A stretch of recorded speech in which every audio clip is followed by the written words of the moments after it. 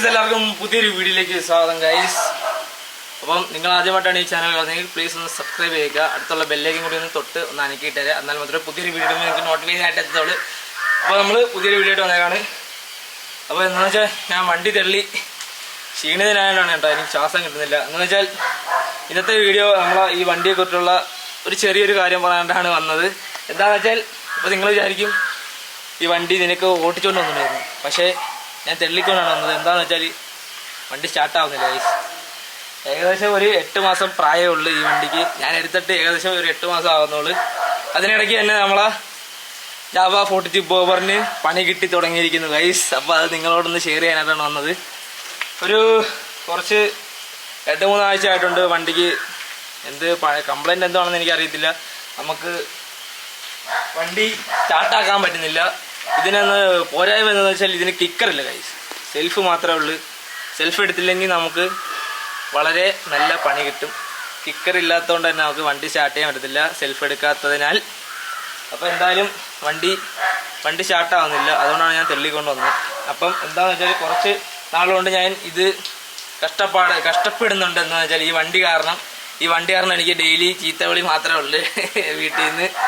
ഞാൻ കാരണമാണല്ലോ ഈ വണ്ടി എടുത്തത്. വീട്ടിൽ 2.5 ലക്ഷം രൂപയുടെ മുതലാണ് കഴിച്ചത്. 2.5 ലക്ഷം രൂപ. ഫസ്റ്റ് സർവീസ് കഴിഞ്ഞുള്ള വണ്ടിയുടെ സെക്കൻഡ് സർവീസുള്ള ടൈം കഴിഞ്ഞിട്ടുണ്ട്. ഏകദേശം 1 മാസം കഴിഞ്ഞ് സമയം. പക്ഷേ അധികം വണ്ടിയൊന്നും ഓടിയിട്ടില്ല. 1800ഓളം കിലോമീറ്ററേ ഓടിയിട്ടുള്ളൂ വണ്ടി. ഞാൻ അധികം അങ്ങോട്ടും ഇങ്ങോട്ടും വലിയ ലോങ് ഒന്നും ഞാൻ പോയിട്ടില്ല. എന്ന് വെച്ചാൽ നമുക്ക് സമയമില്ല. അപ്പോൾ എന്തായാലും ഇതിൻ്റെ കംപ്ലൈൻറ്റ് എന്താണെന്ന് എനിക്കറിയത്തില്ല. ഇതും കൊണ്ട് ഞാൻ ജംപ് സ്റ്റാർട്ട് RC ഉണ്ടാകുന്നത് നമുക്ക് വളരെ ഉപകാരമുള്ള പരിപാടിയാണ്. RC റോഡ് അസിസ്റ്റൻറ്റ് കേട്ടോ.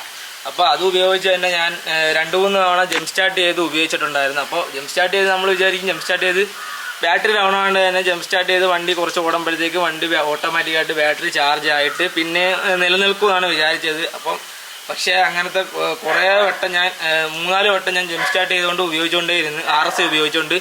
അപ്പം അവർ വീട്ടിൽ വന്ന് ജംപ് സ്റ്റാർട്ട് ചെയ്തുകൊണ്ട് അവരങ്ങ് പോകും. അപ്പം ജംപ് സ്റ്റാർട്ട് ചെയ്തിട്ട് ഞാൻ ഒരു കൊല്ലത്തൊക്കെ പോയി ഒന്ന് കറങ്ങി വരുമ്പോഴത്തേക്ക് ബാറ്ററി ചാർജ് ആവുമെന്നാണ് നമ്മൾ വിചാരിച്ചത്.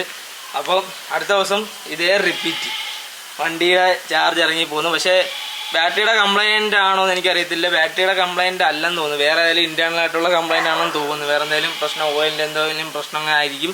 ഞാൻ ബാറ്ററി റീചാർജ് ചെയ്ത് വെച്ചായിരുന്നു, ഫുള്ള് റീചാർജ് ചെയ്തതും കാര്യങ്ങളൊക്കെ ആയിരുന്നു. പക്ഷേ ഞാൻ റോഡിൽ വരെ ഞാൻ കടന്നു പോയിട്ടുണ്ട് ഈ വണ്ടിയും കൊണ്ട്. അന്നും വണ്ടി ഈ ജംപ് സ്റ്റാർട്ട് ചെയ്യാൻ ആളും വന്ന്. അപ്പോൾ ഇത് കുറേ ദിവസം കൊണ്ട് ഞാനിങ്ങനെ ഇത് കാരണം ബുദ്ധിമുട്ടിക്കൊണ്ടിരിക്കുകയാണ് ഗൈസ്.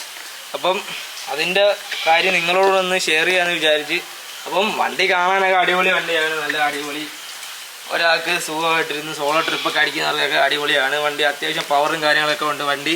റോഡിലോട്ട് ഇറങ്ങിയാലും ആൾക്കാർ നോക്കുകയൊക്കെ ചെയ്യും. പക്ഷേ എന്നാലും നമ്മളെ വണ്ടി ഏകദേശം 8 മാസത്തോളം ആയപ്പോഴത്തേക്കും വണ്ടി ഷെഡിൽ കയറിയിട്ടുണ്ട്.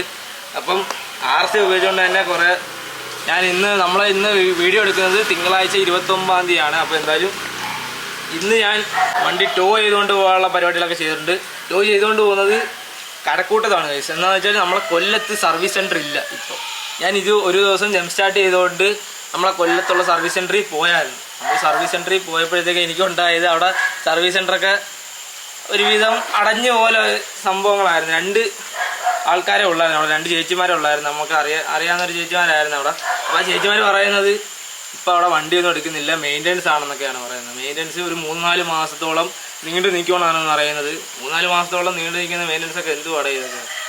അപ്പോൾ ആ മെയിൻ്റെനൻസ് കാരണം അവിടെ ഇപ്പോൾ വണ്ടിയൊന്നും എടുക്കുന്നില്ല, ടെക്നീഷ്യന്മാരില്ല, അങ്ങനെയൊക്കെയാണ് പറയുന്നത്. എനിക്ക് തോന്നുന്നു അവിടെ പൂട്ടാൻ പോകുന്നതാണ് എനിക്ക് ഫീൽ ചെയ്തത്. അപ്പോൾ ഞാൻ മാത്രമല്ല, കുറേ പേരുണ്ട് ഇപ്പോൾ ജാവയൊക്കെ എടുത്തവരൊക്കെ കുറേ പാടുപെടുന്നുണ്ടെന്നാണ് ഞാൻ അറിഞ്ഞത്.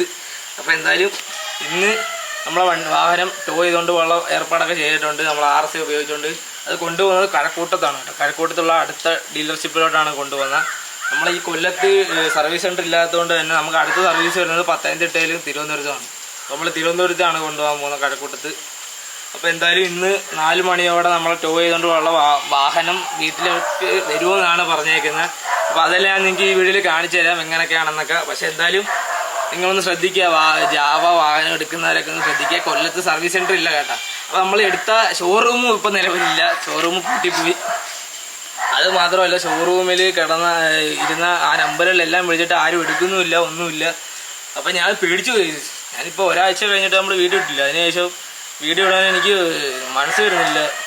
അപ്പോൾ ഞാൻ നെഗറ്റീവായിട്ടൊന്നും ഇടണമെന്നാണ് വിചാരിച്ചത്. അപ്പോൾ എന്തായാലും മഴ പെയ്യുന്ന കേട്ടോ, മഴ ഡെയിലി ഉണ്ട്. ഇപ്പം എന്തായാലും ഇന്ന് വൈകിട്ട് വണ്ടി എടുത്തുകൊണ്ട് വരാൻ ആൾ വരുമെന്നാണ് പറഞ്ഞേക്കുന്നത്. അപ്പോൾ എന്തായാലും ഞാൻ വണ്ടി കൊണ്ടുപോകുന്ന കാര്യങ്ങളൊക്കെ നിങ്ങൾക്ക് കാണിച്ചു തരാം. അപ്പോൾ എന്തായാലും ഈ ഒരു ഇൻഫർമേഷൻ പറയാനാണ് കേട്ടോ വന്നത്. മഴ വരുന്ന കേസ് ക്യാമറ കൊണ്ട് അമ്മ അകത്തോട്ട് വയ്ക്കുമോ, ഞാൻ വണ്ടി കൊണ്ടുപോകുന്ന കാര്യങ്ങളൊക്കെ നിങ്ങൾക്ക് കാണിച്ചു തരാം. അപ്പോൾ ഈ ഒരു കാര്യം പറയാനായിട്ട് ഈ വീഡിയോ വന്നത്. അപ്പോൾ എന്തായാലും വണ്ടി വരട്ടെ, എന്നിട്ട് ബാക്കിയുള്ള കാര്യങ്ങൾ കാണിച്ചു തരാം കേസ്.